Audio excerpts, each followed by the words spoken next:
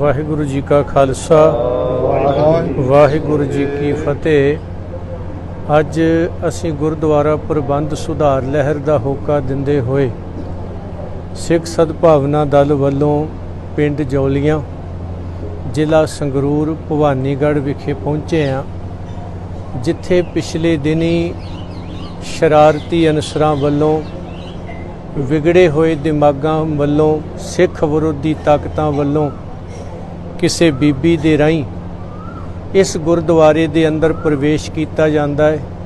Petrol पा के तेल पा के गुरु घर च अग लाई जाती है।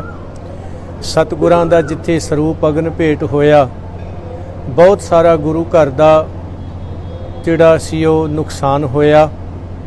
गुरु कीआं संगतां ने रल मिल करके सतगुरां दे 6 सरूप जिहड़े अगन भेट होण तो बचा लै।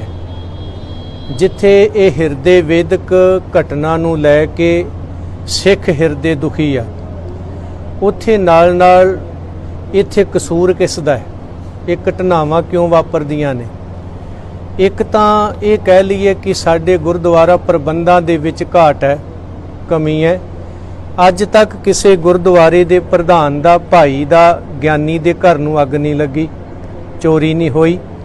पर गुरुद्वारियां च चोरियां होणियां ते गुरुद्वारियां च अग्गां लगणियां, ये साडे प्रबंधकां दी घाट कारण ये कह लीए कि जिहड़ी साडी सिख नीति धार्मिकता सी वो किते ना किते खंभ ला के उड गई। बहु गिणती गुरुद्वारे सियासी लोकां दे हत्थां च चले गए। दूसरा, सरकारां दी नलायकी, दोषियां नूं फड़न दी बजाए मानसिक रोगी कह के छड्डना, पुलिस प्रशासन का कठपुतली बन के रह जाना।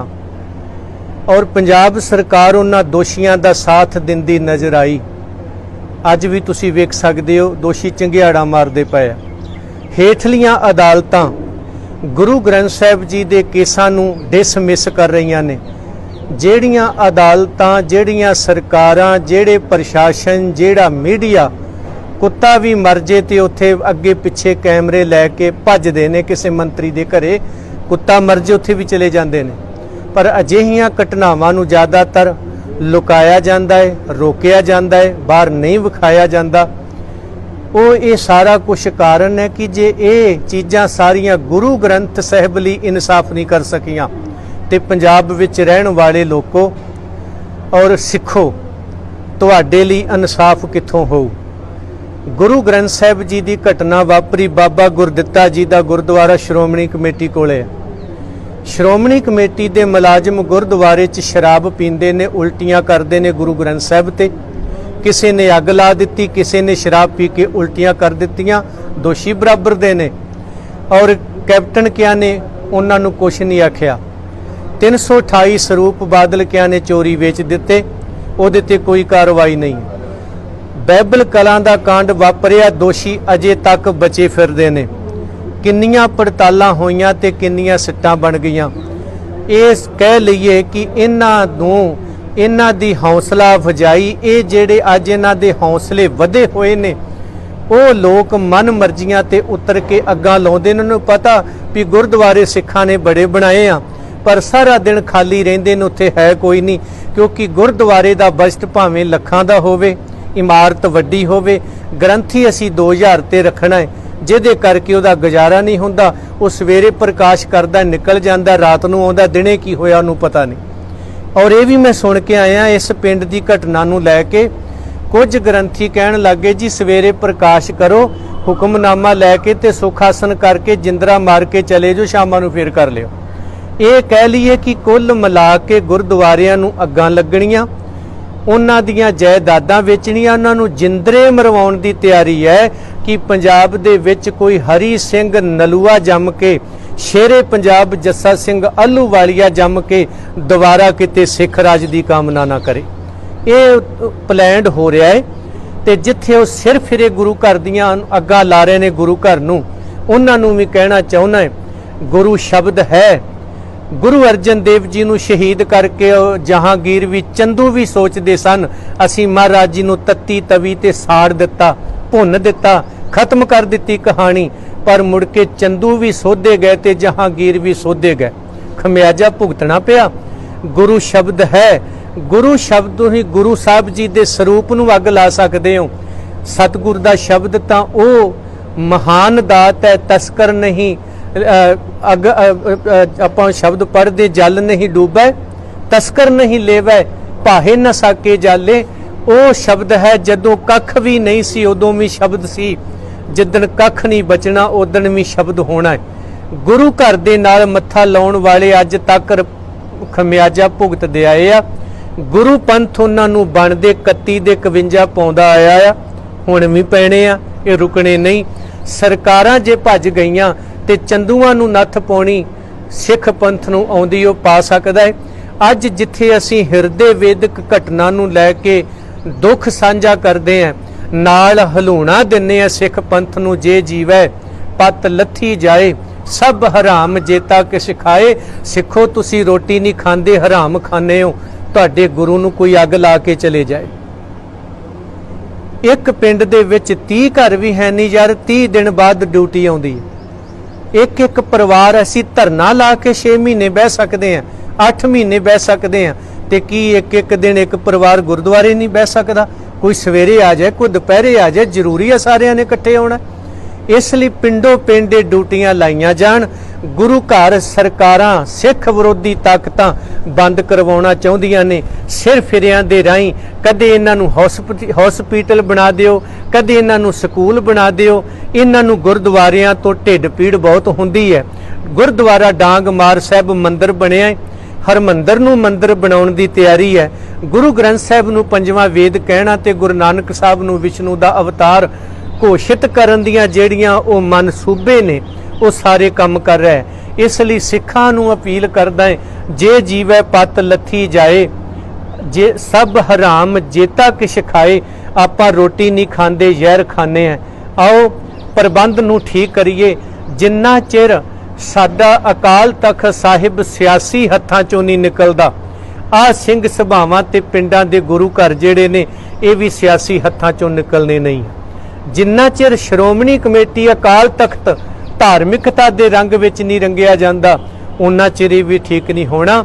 ਜਿੱਥੇ ਇਸ ਘਟਨਾ ਨੂੰ ਲੈ ਕੇ ਅਸੀਂ ਸਿੱਖ ਜਗਤ ਦੇ ਨਾਲ ਖੜੇ ਆ, ਦੋਸ਼ੀਆਂ ਦੇ ਖਿਲਾਫ ਦੋਸ਼ੀ ਫੜਨ ਲਈ, ਉਹਨਾਂ ਨੂੰ ਸਜ਼ਾਵਾਂ ਦੇਣ ਲਈ ਆਓ ਗੁਰਦੁਆਰਾ ਪ੍ਰਬੰਧ ਸੁਧਾਰ ਲਹਿਰ ਦਾ ਹਿੱਸਾ ਬਣੀਏ, ਤਾਂ ਜੋ ਅੱਗੇ ਤੋਂ ਕੋਈ ਇਸ ਤਰ੍ਹਾਂ ਦਾ ਹੀਆ ਨਾ ਕਰ ਸਕੇ।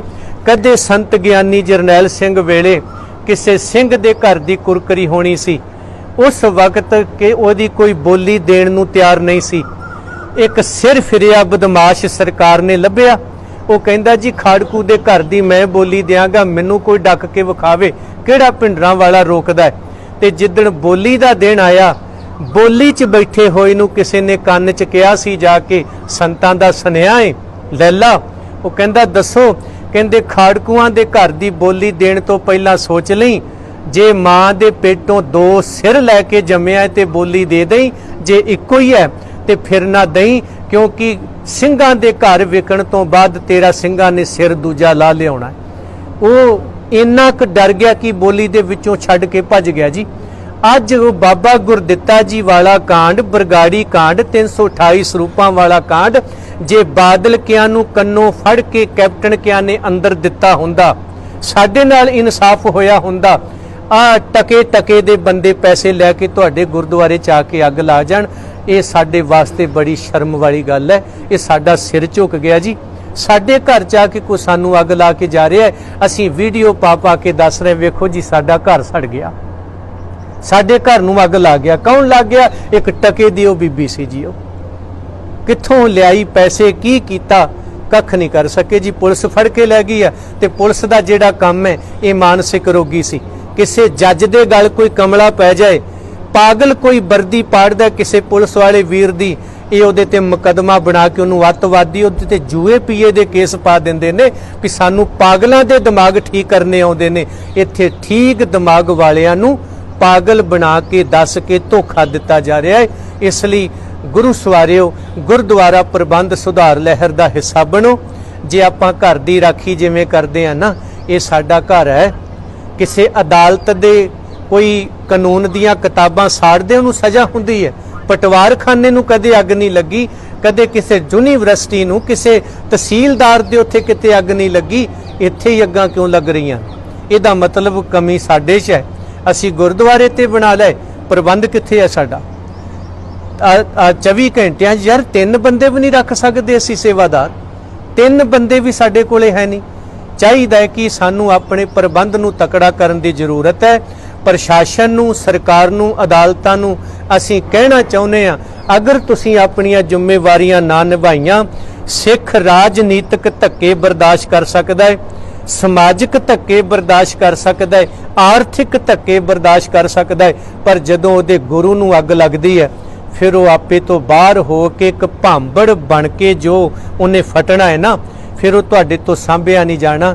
इसलिए पंजाब सरकार नूं असीं कहना चाहुंदे, अजे भी सुधर जाओ, तुहाडे लई दिन हैगे ने। बाणी दी पोथी फड़ के कैप्टन ने कहा सी, मैं गुरु ग्रंथ साहिब दे दोषियां नूं फड़ के अंदर देंगा। जे बादल के दिते हुंदे ते अज टके टके वाले अज सानू जलील ना करदे।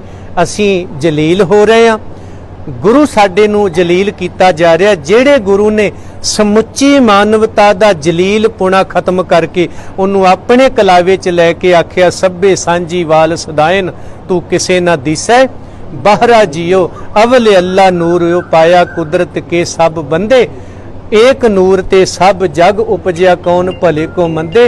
उस गुरु ना ये सिर ला रहे ने। ते असीं गुरुद्वारा प्रबंध सुधार लहर का होका दिंदे हुए समुचे सिख जगत नूं अपील करदे, भाई सिखो, श्रोमणी गुरुद्वारा प्रबंधक कमेटी अकाल तख्त आजाद कराओ। आ जदों किते बादलकियां नूं भीड़ पैंदी है ते जथेदार कहंदा डांगा लैके आ जिओ नौजवानों पिंडां चों श्रोमणी कमेटी वाले पासे नूं। अज वो इन्हां दा कित्थे मर गया जथेदार जिहड़ा बादलां नूं भीड़ पई ते डांगा लैके आ जिओ। अज गुरु साहब नूं अग्गां लगियां, अज कित्थे चले गए? इसलिए इन्हां लोकां नूं पुछिया जाना है, जिथे भी आउंदे ने ये दोषी ने। और ये भी पता लगा कि श्रोमणी कमेटी का मैंबर महाराज जी का वो सड़िया होया सरूप लैके अपने आप ही गोंदवाल साहब पहुँच गया। तो मैं ऋणी इन्हां सिखां दा जिन्हां इन्हां सारियां संगतां ने रल के, भाई बचित्र सिंह होनी उधर, भाई साडे गुरमीत सिंह होनी इत्थों ही नाभे तो, इन्हां सारियां ने मिल मिला के वो महाराज जी का सरूप वापस लिया के इत्थे रखिया। श्रोमणी कमेटी दे ओ दलाल मैंबर वो तुहाडे इस सरूप नूं भी खुरद-बुरद कर देना चाहुंदे सी भी होया ही कख नहीं। इन्हां दा कोई बंदा मर जाए ओदी लाश रख के उन्ने दिन रोंदे ने जिन्ने दिन इंसाफ ना मिल जाए।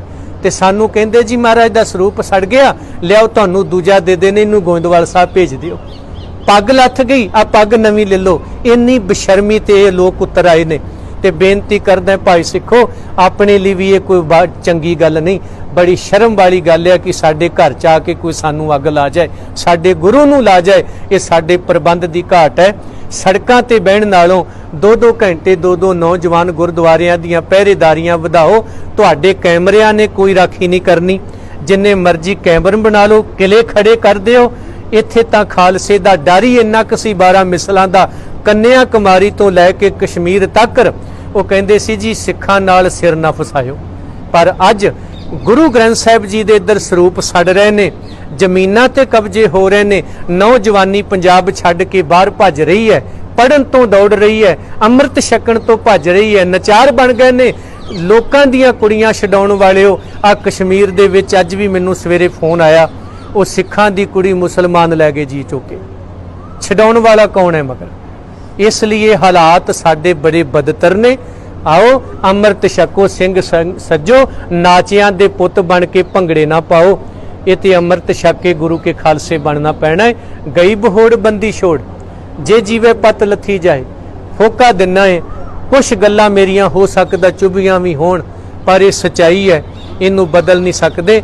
गुरु घर दे ग्रंथी सहबान बाबे बुढ़े बनन, गुरु घर दे प्रधान भाई गुरदास बनन, गुरु हरगोबिंद साहब की गैर हाजरी च वो अपने प्रबंध नूं सही ढंग नाल चलाउण। जिवें ग्वालियर च कैद सी महाराज ते मगरों सतगुरां दे इन्हां सिखां ने बड़े वधिया प्रबंध तोरे दस्सिया, असीं चला सकते हैं। इसलिए बड़ी हिरदे वेदक घटना है। इस एक घनौनी जिहड़ी हरकत हुई है, इहदी जिहड़ी सज़ा है वो कई गुणा वधा के उन्हां दे उस परिवार नूं देनी बनदी है। इधरों सिखां ने किहड़े फैसले लैणे ने उस परिवार प्रति, ये हुण इत्थां दा की सोचदे ने, की करदे ने। पर असीं सिख सद्भावना दल वल्लों तुहाडे नाल आ, जिथे साडी सेवा लाओगे असीं सारे हाजिर होवांगे। भाई गुरमीत सिंह, बाबा लखबीर सिंह होणी तुहाडे इलाके च ने सेवादार, सेवादारी करदे आ। इन्हां नाल तुसीं रात बराते कदों भी संपर्क कर सकदे हो, मैनूं आवाज़ मारोगे, हाजिर होवांगा। प्रबंध नूं जरूर ठीक करो। ये गुरुद्वारियां दे प्रबंध दी घाट कारण सारा कुछ हो रहा है। किसी दी की जुरत वो तुहानूं आके अख विखा के चलिया जाए। गुरु कृपा करे जी। खालसा वो चढ़दी कला दा प्रतीक है। किसे निहक्के ते किसे निहत्थे ते वार नहीं करदा, पर जेड़ा 51 पा के जाण दा यतन करे पुठी मत वाला, ਉਹਨੂੰ फिर 101 पाउणा वो जरूर जानदा है। वाहिगुरू जी का खालसा, वाहिगुरू जी की फतेह।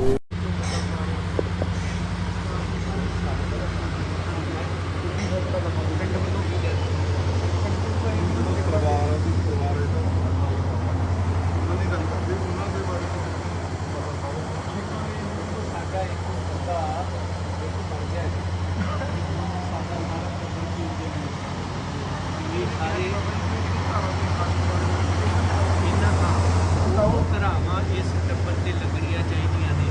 साडे इलाके वालों, पिंड वालों, भावें इलाके के सरपंचों को, इलाके के